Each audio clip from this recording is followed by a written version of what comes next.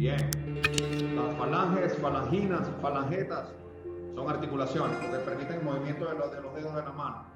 ¿Sí? Esas son articulaciones.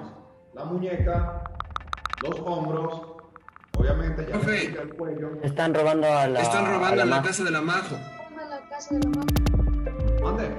Están robando Están en la robando casa de en la la casa de Majo. la Majo.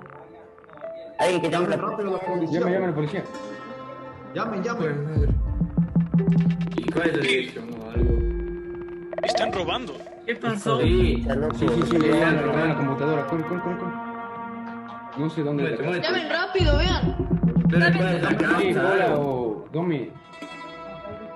Yo no sé dónde es la casa. ¿Cuál es la dirección? ¿Quién? Es por los Chasquis y Cervantes. ¿Alguien tiene el número del papá o de la mamá?